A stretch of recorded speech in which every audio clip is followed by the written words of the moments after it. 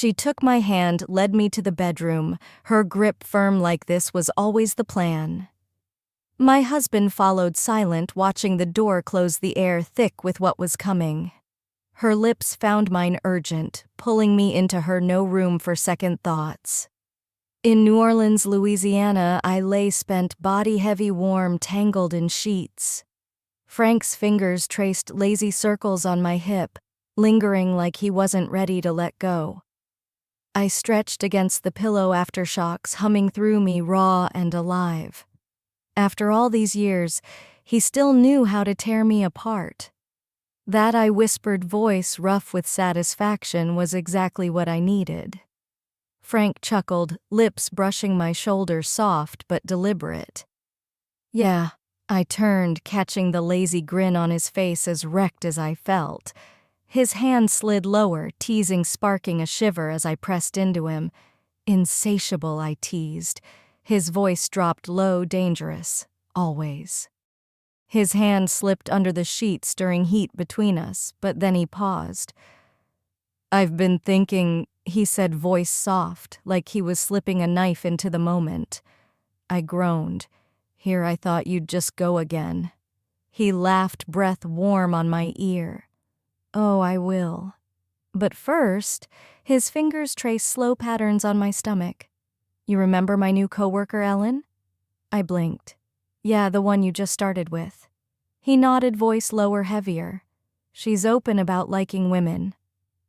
I turned, eyebrow raised, pulse quickening. "Okay," and Frank smiled, slow, like he was laying a trap. "I saw how you looked at that woman at the bar last weekend." I scoffed. I didn't look at her. He exhaled, amused, like he'd caught me. "Oh, you did. And I think Ellen would notice too." I rolled my eyes, but my stomach tightened, a spark I didn't want to name. "Frank, just because I looked doesn't mean anything." He pressed closer, thumb grazing my skin, deliberate. "What if it's not just a look?" My lips parted, but nothing came out. I'd had thoughts before, fleeting, hazy, never lingering. But now Frank was watching me like he'd unlocked something I hadn't seen in myself. "I don't know," I admitted, voice small like a confession. "I've never really thought about acting on it." His expression didn't shift. "I think you're thinking about it now." I swallowed suddenly, too aware of the heat between us, his fingers slow, careful. "I'm just saying, if you ever wanted to explore, Ellen's curious. She could be perfect." My breath caught. He wasn't pushing, wasn't demanding, just offering, like a door left ajar. He kissed my shoulder, soft, deliberate. "Invite her for dinner tomorrow." I stiffened. "Nothing serious," he said. "Just meet her, talk, feel it out." His fingers circled my hip, lazy, patient. No pressure. It was ridiculous. This wasn't me. But the idea wasn't just his anymore, it was mine. His lips grazed my neck, sending a shiver down my spine. "Just dinner," he whispered. I exhaled. "Fine," I muttered. "Just dinner." His grip tightened, voice low with approval. "Good girl."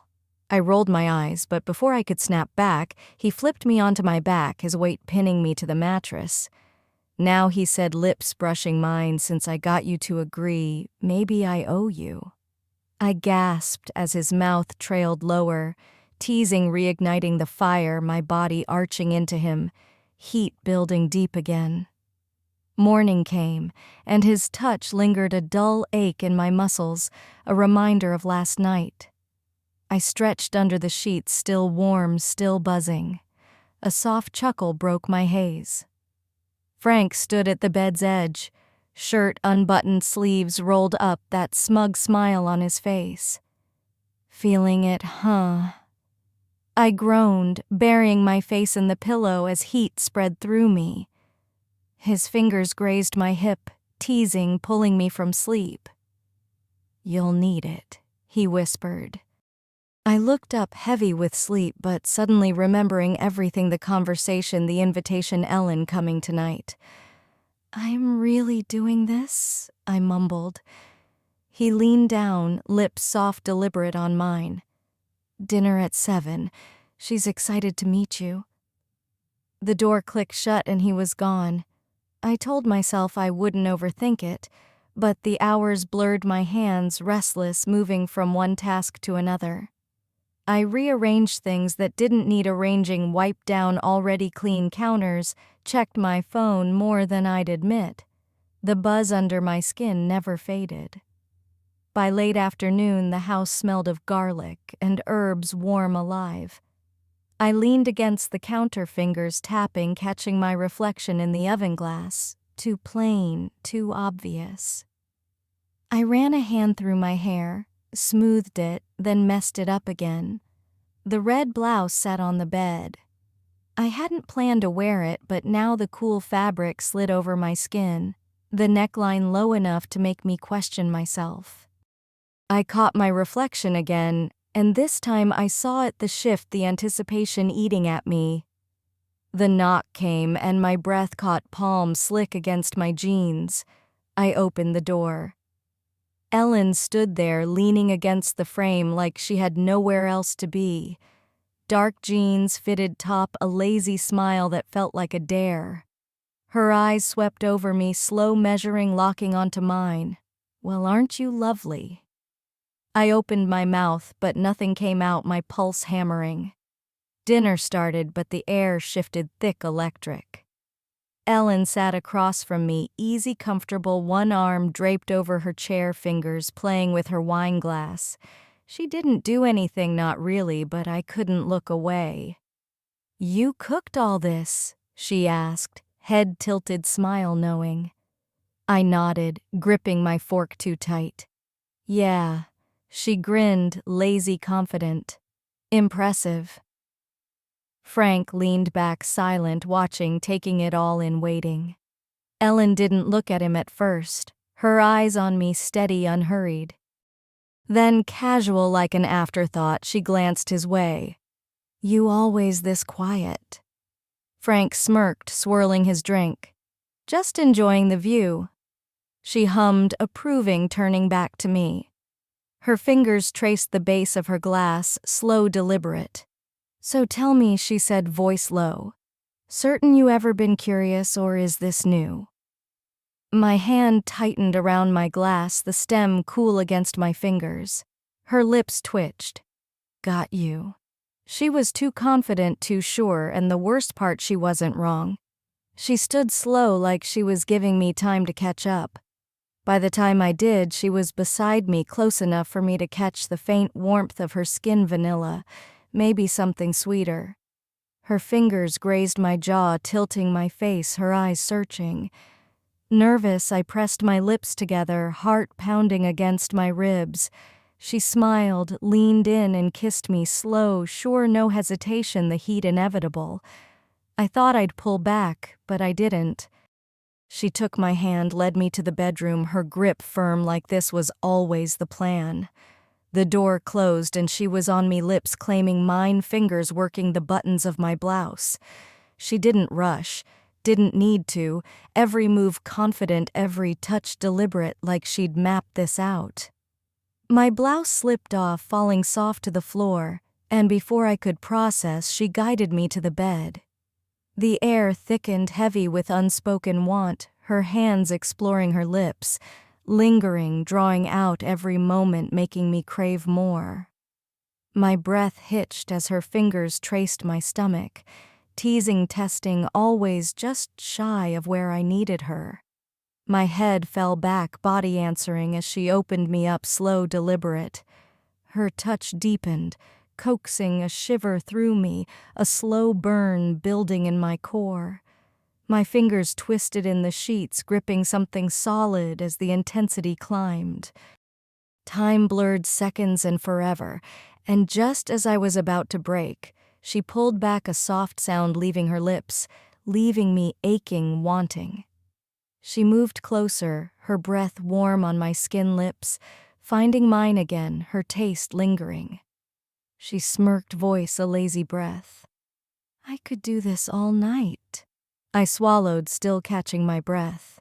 "Then why'd you stop?" She just smiled, shifting back her hands, sliding over her own skin. The slow pull of her shirt, then her jeans revealing smooth curves, taut muscle underneath. My pulse spiked my hands, reaching hesitant at first, then bolder, tracing her waist, feeling the heat, the tension beneath. She hummed, tilting her head. "Your turn." She pulled me closer, fingers in my hair, holding me steady, her presence overwhelming. I hesitated a second, then surrendered, her breath-quickening body answering every move. Her fingers tightened in my hair, a slow exhale escaping raw, unguarded. Then I felt him. Frank closer now, his warmth behind me steady, sure. I hadn't noticed him watching, hadn't realized how long he'd been there, but now his hands traced my back slow, confident, a silent question. My breath caught his touch, pulling me deeper into the moment. I was still lost in Ellen, still moving with her, but his grip anchored me, guiding me into his rhythm. I was caught between them, two kinds of want, two kinds of control, both breaking me in their own way. Frank's hands found my waist, holding me steady, his presence consuming. My hands pressed into Ellen's hips, her body against mine, my breath uneven, caught in the storm. The intensity climbed every second, stretching every motion, pulling me under. Then it hit, a rush of heat flooding me, cresting, breaking into something I couldn't hold back. I didn't know whose name I gasped, didn't know if I was moving or they were moving me. All I knew was the weightlessness, the total surrender. I fell forward, spent. The last thing I felt was Frank's breath on my skin, Ellen's fingers tangled in my hair. I woke hungry, not just a fleeting want, but something deeper, urgent, clawing. Ellen lay beside me, wrapped in sheets, breath slow, lips parted, skin flushed in the morning light. I wanted her awake, wanted more, no hesitation. I pulled the sheet back, leaned down, lips claiming hers, pulling her into me. She stirred, a sleepy hum caught between dream and reality, but I didn't slow. My fingers threaded through her hair, lips teasing hers, urging her awake with nothing but need. She exhaled, a soft laugh against my mouth. "Morning." I didn't answer, biting down, marking the moment, showing her how much I wanted this. My lips traced her throat, her collarbone nails grazing her stomach, hands following, holding her exactly where I needed. Her body tensed, rising to meet me, hands tangling in my hair, pulling me closer. I didn't resist, lost in her every shift, a demand for more. Then I felt him again, Frank, half awake, his warmth behind me stirring. I turned, voice low, certain. "Wake up, I need you." His breath caught, body tensing, then moving, deliberate. His hands found my waist firm, no hesitation, pulling me into him, his presence enveloping me. A shiver ran down my spine, my body answering, both of them caught in the intensity. I gasped, fingers twisting in Ellen's hair, breath breaking. In that moment, wrapped in Frank's arms, lost in Ellen's touch, I saw it in his eyes, pride, hunger, something like awe. I thought it was just curiosity, but curiosity doesn't shake, doesn't change you. This was something else. So tell me, should some fantasies stay fantasies, or are they always worth chasing? Drop it in the comments. I read them all. Like, subscribe, hit the bell. More's coming. Thanks for being here.